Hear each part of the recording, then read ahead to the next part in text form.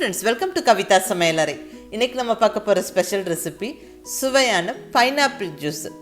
அதுவும் நல்ல இன்ட்ரெஸ்டிங்கான டேஸ்ட்டில் கஃபே ஸ்டைல் மாக்டைல் மாதிரி எப்படி பண்ணலான்னு பார்க்கலாங்க. அதாவது பைனாப்பிளோட புதினா எலுமிச்சை எல்லாம் சேர்த்து அந்த மின்ட் ஃப்ளேவர் அந்த பஞ்சோட நல்ல குழு குழுன்னு குடிக்கும்போது ஆஹா அட்டகாசமாக இருக்குங்க. ஒரு சிம்பிளான ரெசிபி தான், சின்ன சின்ன டிப்ஸோடு நம்ம செய்யும்போது ரொம்ப ரொம்ப நல்லாயிருக்கும். மிஸ் பண்ணாமல் ட்ரை பண்ணி பாருங்கள். பைனாப்பிள் நல்ல ஒரு அருமையான சத்தான பழம். நிறைய இதில் சத்துக்கள் இருக்குது, ரொம்ப ரொம்ப நல்லது. முக்கியமாக டயட்ரி ஃபைபர் அதிகம். ஸோ நம்ம உடம்பை நல்லா ஹெல்தி அண்ட் ஃபிட்டாக வச்சுக்கிறதுக்கு இந்த பைனாப்பிள் அடிக்கடி சாப்பிட்றது ரொம்ப நல்லதுங்க. அதுவும் இந்த மாதிரி எல்லாம் செஞ்சு குடிக்கும்போது வெயிட் லாஸ் டயட் இருக்கிறவங்களுக்கு ரொம்ப ரொம்ப ஹெல்ப்ஃபுல்லாக இருக்கும். அது நீங்கள் ட்ரை பண்ணி பாருங்கள், ரிசல்ட் ரொம்ப நல்லாயிருக்கும் அடிக்கடி குடித்தா. ஸோ வாங்க ரெசிபி எப்படின்னு பார்க்கலாம். இப்போ இங்கே ஒரு ஃபுல் பைனாப்பிளை நல்லா அந்த தோலெல்லாம் எடுத்து க்ளீன் பண்ணி வச்சாச்சுங்க. பைனாப்பிள் மேலே இப்படி கண்ணாக இருக்கும், அதில் கொஞ்சம் முள்ளுகள் மாதிரி இருக்கும். அதையும் நம்ம நல்லா பொறுமையாக கொஞ்சம் டீப்பாக க்ளீன் பண்ணிவிட்டா சாப்பிட்றப்ப நல்லாயிருக்கும். இல்லைன்னா சாப்பிட்டு முடிச்சதுக்கப்புறம் நாக்கில் கொஞ்சம் அரிப்பு இருக்கிற மாதிரி இருக்கும். ஸோ அதை நல்லா க்ளீன் பண்ணிவிடுங்க.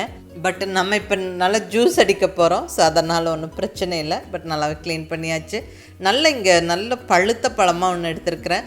வாசனை செம்மையாக இருக்குங்க. பைனாப்பிள் பழுத்தாவே நல்ல வாசனையாக இருக்கும். ஸோ நல்லா அந்த இனிப்பும் நல்லாயிருக்கும். நல்லா சின்ன சின்ன பீசஸாக இந்த மாதிரி கட் பண்ணிடுவோம் ஃபஸ்ட்டு. இப்போ நான் இங்கே 2 கப்பு ஜூஸ் அடிக்கிறதுக்கு தேவையான அளவுக்கு பழம் எடுத்து வச்சுருக்கிறேன். சின்ன சின்ன பீசஸாக கட் பண்ணி வச்சாச்சு. நமக்கு ஜூஸ் அடிக்கும்போது நல்லாயிருக்கும். அடுத்ததாக ஒரு சின்ன பீஸ் இஞ்சி, இந்த அளவுக்கு மட்டும் போதுங்க. ஏன்னா பைனாப்பிளில் நல்ல ஒரு வாசனை இருக்கும், அப்புறம் இஞ்சியோட வாசனை அதை டாமினேட் பண்ணியிருக்கக்கூடாது. ஸோ இந்த அளவுக்கு மட்டும் போடுங்க. இது ஒரு பஞ்சிங்கான ஒரு டேஸ்ட் கொடுக்கும். அடுத்தது எலுமிச்சம்பழம் சின்ன சின்ன பீசஸாக கட் பண்ணினது. நம்ம இதில் போட்டு அரைக்க போகிறதில்ல, க்ரஷ் பண்ணிக்க போகிறோம். ஸோ அது எப்படிங்கிறத அப்புறம் பார்க்கலாங்க. அடுத்தது புதினா இலைகள், ஒரு 5-6 புதினா இலைகள். கூடவே ஸ்வீட்னஸுக்கு இங்கே தேன் எடுத்துருக்கிறேன். பைனாப்பிள்லேயும் நல்ல ஸ்வீட் இருக்கும். இது போக நம்ம சர்க்கரை சேர்த்துக்கலாம், ஒயிட் சுகர் சேர்த்துக்கலாம், அல்லது நாட்டு சர்க்கரை சேர்க்கலாம்.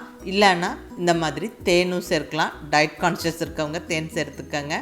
பட் பைனாப்பிள் நல்ல இனிப்பாக இருக்கிறங்காட்டிக்கு அதுக்கு தகுந்த அளவுக்கு நீங்கள் எடுத்துக்கோங்க. நான் இங்கே இந்த அளவுக்கு தேன் எடுத்து வச்சுருக்கிறேன். ஸோ அவ்வளோதான் இதுக்கு தேவையான பொருட்கள்.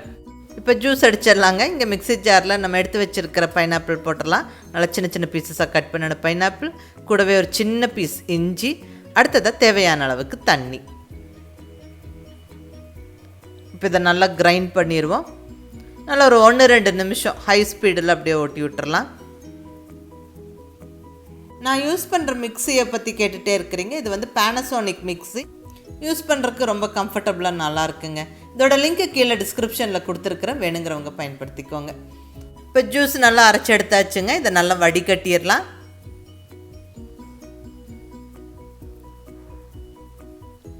ஸோ நல்ல பியூரான பைனாப்பிள் ஜூஸ் ரெடி ஆகிடுச்சு. இப்போ நம்ம சர்வ் பண்ணிடலாங்க. இங்கே ஜூஸ் சர்வ் பண்ணுறதுக்கு 2 கிளாஸ் டம்ளர் எடுத்து வச்சுருக்கேங்க. இதில் நம்ம ஃபஸ்ட்டு லெமன் பீசஸ் சேர்த்துடலாம். சின்ன சின்னதாக கட் பண்ணின லெமன் பீசஸ் ஒவ்வொரு டம்ளர்லேயும் 3 பீசஸ் போட்டிருக்கிறேன். அடுத்ததாக ஒரு 4-5 புதினா இலைகள் போட்டுடலாங்க ஒவ்வொரு டம்ளர்லேயும். ரொம்ப அதிகமாகவும் போட்டுற வேண்டாம். இந்த மின்ட் ஃப்ளேவர் அந்த பைனாப்பிள் ஃப்ளேவரோடு சேரும்போது அது ரொம்ப நல்லாயிருக்கும். நல்லா ஒரு ரெஃப்ரெஷிங் ஃப்ளேவர் கொடுக்கும். அதை நீங்கள் ட்ரை பண்ணி பாருங்கள். இப்போ லைட்டாக க்ரஷ் பண்ணி விட்டுருவோம். நம்ம போட்டிருக்கிற அந்த லெமன் பீசஸை ஒரு கட்டை வச்சு இந்த மாதிரி லைட்டாக அந்த புதினா இலைகளோடு சேர்த்து அப்படியே க்ரஷ் பண்ணி விடுங்க. அந்த ஜூஸ் வெளியே வரட்டும். இப்போ நம்ம பைனாப்பிள் ஜூஸ் ஊற்றிடலாம். ஸோ நம்ம ரெடியாக ஃப்ரெஷ்ஷாக எடுத்து வச்சுருக்கிற பைனாப்பிள் ஜூஸை இந்த டம்ளரில் ஊற்றிடலாம்.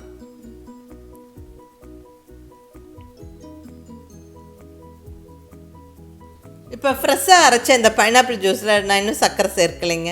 வேணுங்கிறவங்க சர்க்கரை சேர்த்தே கிரைண்ட் பண்ணிக்கலாம், இல்லைன்னா சுகர் பவுடர் இந்த ஸ்டேஜில் சேர்த்துக்கலாம்.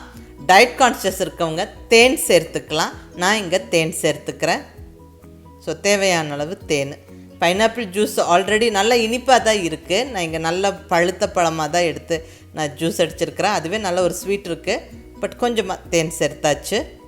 இது உங்கள் விருப்பம். நீங்கள் தேன் சேர்க்கலாம், சர்க்கரை சேர்க்கலாம், அது எது வேணாலும் சேர்க்கலாம், அது உங்கள் விருப்பம். நல்லா கலந்து விட்டுருவோம்.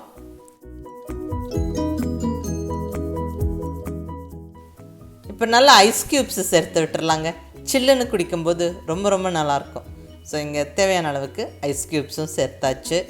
மேலே அலங்கரிக்க 2 புதினா இலைகளை வச்சு விட்டுட்டு கூடவே ஒரு பைனாப்பிள் பீஸையும் இந்த மாதிரி வச்சிடலாம்.